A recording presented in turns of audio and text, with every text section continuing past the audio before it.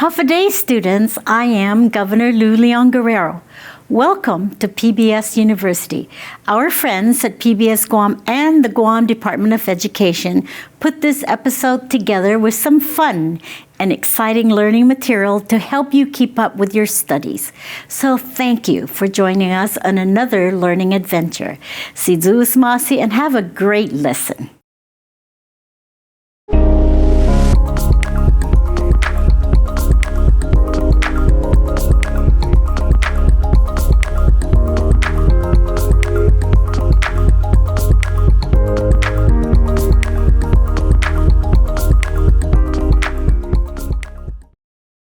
Håfa Day, and welcome to this series about archaeology and ancient sites of the Mariana Islands. These episodes introduce the most current facts and findings from archaeological sites toward clarifying what we know versus what we do not know about how people lived in the islands throughout the last thousands of years. This knowledge can support diverse new discussions, perspectives, and interpretations. I hope that you like this series, and I look forward to learning more together.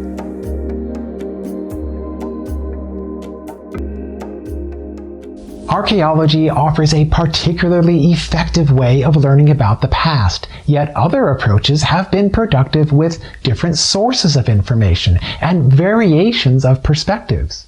I have been fortunate to work as an archaeologist at the Micronesian Area Research Center at the University of Guam, where my coworkers have shown to me about diverse ways of learning about the past. At the University of Guam, the Richard Flores Taitano Micronesian Area Research Center more popularly has been known as MARC. MARC includes a library and archive of more than 40,000 volumes of research materials, 100,000 pages of historical Spanish documents, 23,000 photographs, and much more. I asked my co-workers Omaira Brunal-Perry and Dorathina Herrero if they please could demonstrate how they document and preserve the rare historical source materials. Before we scan, we turn the scanner on, let it warm up, open up the software, place your scan item on the scan bed, and there's a bunch of settings that go into place. When scanning a rare book using the Book Eye scanner, set the scanning bed at V mode. Place the book on the scanner bed. In Settings, select the resolution you want to scan at. 300 dpi or more is ideal. Make edits if needed, and your images are ready to export. Historian Carlos Madrid has worked closely with historical documents, archival records, and various non-written historical traditions.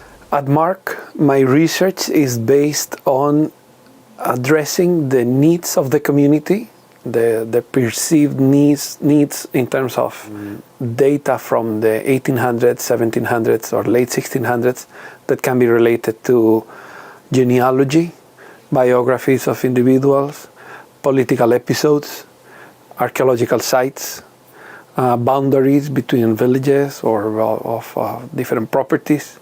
There is a multidisciplinary approach to the work that I do. It has to do because it's, as I mentioned, it's not only based on my own personal interest, which could be history of the Mariana Islands or history of the Chamorro people or history of Micronesia or colonial history, which are also different. We use the same sources, but the perspective gives the different approach. It's not only that, but also providing response to the needs that they're among the community. And at MARC, or within my own scope of research, I classify those into four areas of interest. Those are intangible heritage, oral stories, songs, proverbs, sayings, language, vocabulary. There's also tangible heritage, that is, heritage, houses, architecture, road paths, artifacts, etc. There's also an emphasis on cultural tourism and cultural industries as a source of income, as a source of prosperity for the communities. The potential for cultural tourism that Guam and the Mariana Islands have is huge, the same like in Micronesia. And the discipline of history can contribute crowding the narrative of for cultural tourism. But there is a work to do on that field, and that's one of those areas.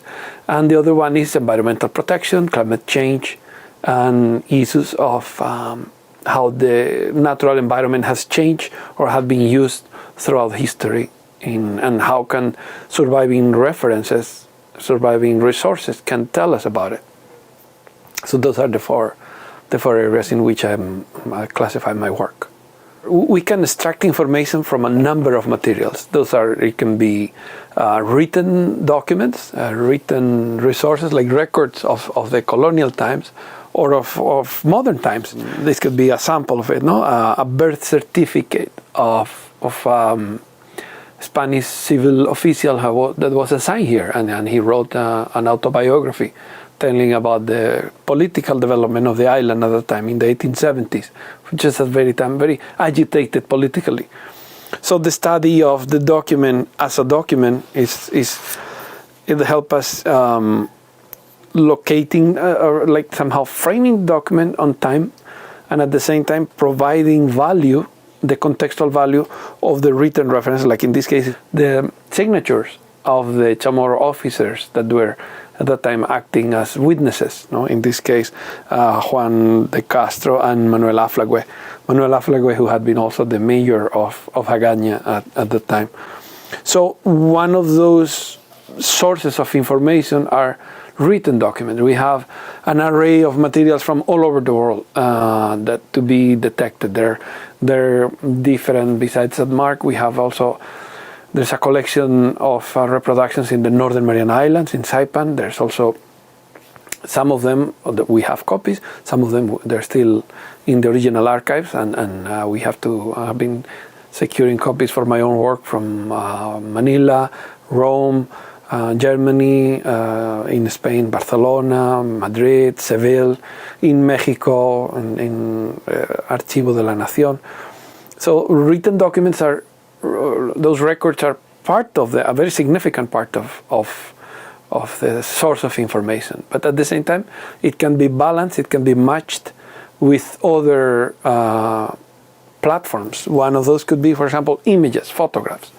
I work with, in this case, this is an original, no? This is an stereo view taken also in the 1870s by a German expedition, the Hertha, that they were taking what at that time was the most modern photograph taken, the stereo views. They take the combination of two photographs taken simultaneously that let you see it somehow in a 3D form of image viewing. The analysis and the scrutiny of high resolution copies of the photographs or of the photographs themselves reveal or contribute to reveal practices that at the time in attire, in dressing, in weaving, in vernacular architecture, in urban development, in environment, distribution of plants, etc. So there is that scrutiny of the photographs combined with information of the records. Sometimes both match. Sometimes they don't match because it's also the result of a personal choice. The photographer is taking one particular angle, the writer is selecting from reality one particular narrative. So providing appropriate interpretation or attempting an interpretation for it is part of the work that I do. Then we also have artifacts that they may be original or replicas. I spoke about the environment, no? And the use of natural resources. In the late 1800s, there was a lot of interest in the Western world for shells, and there was a specific demand for certain kind of shells, like this particular kind, Aurora. No, originally the most valuable ones came from the Carolina Islands. This was very difficult to find because it's only found at very deep parts of the reef and of the ocean. So extracting it was very complicated. What written documents will tell us is that the value of this shell would have been equivalent to a couple of months of a salary of a government employee. So people with access to those shells and people with access to buyers of the shells who are in a better position. Whoever is studying the natural environment and the distribution of shells at the time, or of snails or animals at the time, will have to factor that there was a marketing demand for a specific kind of shells. So that will be a contributing factor to see why it can be found in some areas or why not. I wouldn't know to begin with what is the pattern of distribution of the aurora shells in the natural environment. But I know in other disciplines that's a subject of interest. Those the scientists or a marine lab, they wouldn't know that there are historical records mentioning about the specific demand for these kind of shells. So it's when we do the cross-reference and the interaction between the two disciplines that the true value of the content comes into the full potential. The document is not giving you the importance of the episode being described. Imagine if there is one episode that I worked in particular is one officer of the Chamorro militia within the Spanish military. There was a battalion of Chamorro artillery and a local militia. One of the officers, Luis Baza, he had been mistreated by the governor at the time. And that officer, Luis Baza, he took the opportunity to take the governor to court, because the abuses were not legal, of course. So he took him to court. There was a trial, and he won the case. So he succeeded in having the governor expelled from the Mariana Islands. He was forbidden to returning to Guam or to the Marianas ever again, to return to the Philippines, or to even live in Madrid. He had to pay compensations to Luis Baza. He had to pay financial compensation. So my point is, the document of the trial, the verdict, is not giving us the relevance of it. It's just a trial. So, but there is an added perspective that needs to be factored in. That is, whatever our perspective is. For example, a historian working on the development of legal procedures, or somebody working on the development of the Spanish language in the Mariana Islands will read the document with a specific emphasis. Will analyze it with a specific perspective. But if we're working on the development of democratic aspirations or political development of the people of the Mariana Islands, the document acquires a different value. Well, there you have not only people taking active part in government instances, but also ensuring that their rights are secured and that their abuses they're not taken for granted. No. But to begin with, in history, there's no such a thing as an original message. It's what the original record says. But the other perspective is what the scholar is putting. When you have one original source that has been translated, it's already a secondary source. When it has been repeated by a scholar, and then that scholar has been cited and recited, little by little, the scope of what I call it, the semantic scope of the content, gets inevitably altered. And that is in contrast when you go to the original document. When you go to the original source and you read it, that's one of the advantages that I can have, is that being able to read it in Spanish with no effort, is that you realize that the original is saying something different. There's another factor to take into account, that is, most of the colonial records are for administrative purposes. And some scholars, me included, we have tend to look into those records expecting to find the answers to our questions. But that is not necessarily the case. We need to tailor our questions based on the existing source. Because we cannot be expecting, I remember somebody telling me in the past, the Spanish were writing, but they didn't talk about the people in the records. And it's like, well, the documents are not about talking about the people, but some of the documents do, some they don't. There's an administrative purpose on the surviving records.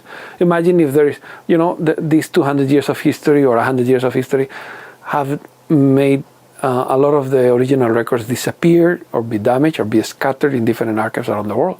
Imagine if that was to happen in contemporary times, and to reconstruct was the daily life of the people of Guam in 2022, we would only have the records of the public healthcare system.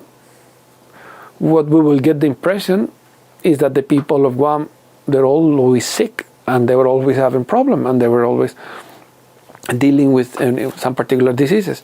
However, we have to take into account that those are the surviving records, and they are records of a very specific scope of life. There are other documents that exist that they may not have survived. If somebody that is studying colonial history, but they're not factoring anything else but the original reports, they're gonna get the impression that nothing really was happening, that colonization was not particularly negative, because neither the U.S. Navy nor the Spanish colonial government were reporting about, or oftentimes they were not reporting about, the complaints of the people and the imposing nature of colonization, no? The colonial subjugation associated to colonial governance. Yeah. I think that message into the future will be that the history in the Marianas, in Guam or in Micronesia, it's in need of more qualified voices than mine. History has a political component, and that's subject to the person making the statement or taking the perspective. We traditionally have seen history of the Marianas through a colonial perspective. Now we divide it into colonial eras: the Spanish era, the Japanese era, the German times, and we can subvert that perspective. We can connect those different eras into one unified narrative, in which the repository of that history, the final owner of that history, are the communities of Micronesia, the people of the Mariana Islands, and in which that knowledge of the past is used to take more informed decisions for the future. We live right now on an era in which history, or even that political component, is not particularly valued, I would say, ever since for the last 30 years, not in Micronesia, all over the world. And yet the challenges on the future are telling us that now more than ever, an informed knowledge on the past is one of the best tools for us to get a perspective on what is happening, what is going on, and how can we take better control of it and avoid some of the mistakes of the past. Archaeologist Hiro Kurashina is Emeritus Director of MARC. Among his many research contributions, Dr. Kurashina has been responsible for some of the most informative archaeological excavations at the Tarage site of Guam, as well as at many other sites.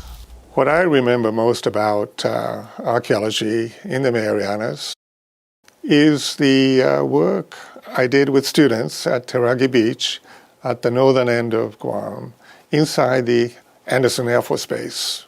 The joy came from the great enthusiasm of my students and colleagues.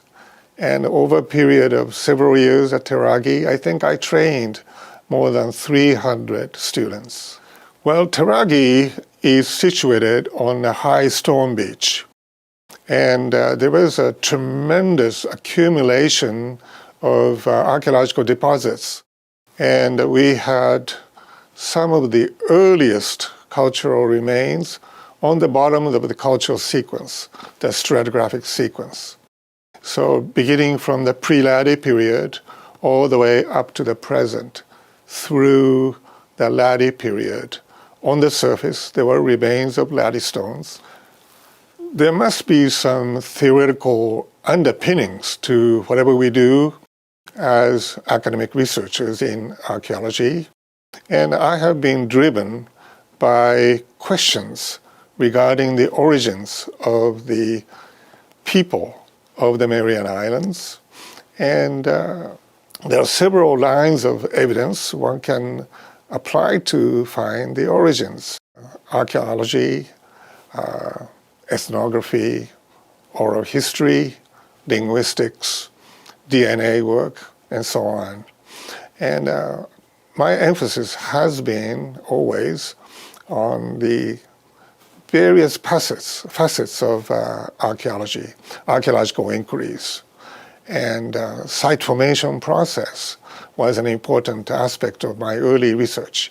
How the site was formed on the beach, and then how the early settlers into the Marianas made use of the coastal resources, marine resources, terrestrial resources for their day-to-day survival and living. And I looked at the material culture, and I'm fascinated by the beauty and the uniqueness of some of the artifacts coming out of the Marianas. One has to be really interested in archaeology and with passion, with enthusiasm. I think, again, one has to have passion for intellectual curiosity and inquiries. The University of Guam Press produces a rich catalog of books about many different topics. Via de Fant and Kiana Brown are among the many employees at the University of Guam Press. The mission of the University of Guam Press is to advance regional scholarship, develop cultural literacy, and expand knowledge expand accessibility to knowledge of Micronesia through high-quality peer-review services. And because of that, a lot of our books center around the unique perspectives, languages, histories, and environments of the Mariana Islands and the Western Pacific region as a whole. So a bunch of our books, our award-winning publications, I would say, include Linatlab, Portraits of Life at Latexan. We have The Properties of Perpetual Light by Julian Uggan. We have Chamorro Legends by Teresita Perez. And a lot of these books privilege or highlight indigenous language and promote the culture, record historical and cultural knowledge, and inspire and inform our communities about the areas that they're living in or that they want to know more about. So I am a project manager here at the University of Guam Press. I specifically manage the Press's Youth Empowerment Grant Project. And our Youth Empowerment Grant Award came from the Office of the Governor, and it's helping us begin a series of different initiatives all aimed at fostering cultural literacy and creative expression in Guam's youth. So we have 11 different initiatives. One of them is our Village Bookshelf initiative, where we are distributing books in our inventory and setting up collections of local literature throughout the island. We have other initiatives aimed at publishing new books that our youth need, including some Content Chamorro children's books, which is taking popular Chamorro songs and turning them into books for youth. We're developing YA novels, graphic novels, a new science and sustainability series that is place-based. And so essentially the project is just trying to enrich the community and empower the youth so that they are exposed more to their own stories. And we're creating the stories that they still need. I hope that I have given a sense of the range of the approaches and the resources that are available for studying the past. What aspects are interesting for you, and what parts would you like to explore more?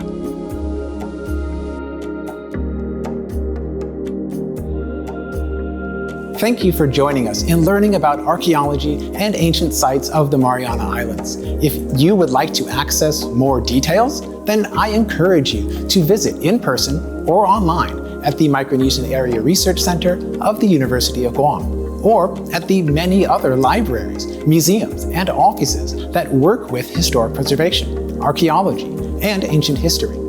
Thank you again for watching this program. I hope that you will continue to explore and discover more.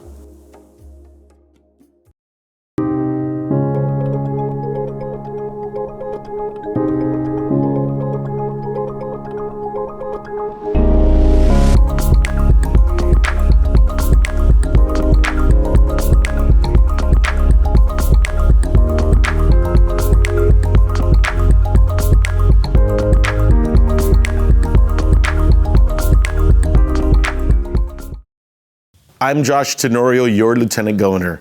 Thank you for being with us today and for taking the time to continue your learning with PBS University. I also want to thank your teachers and support staff at DOE and PBS Guam for their work and their commitment to you, our students. Si Dus Maasi, and we hope that you enjoy this PBS University instruction.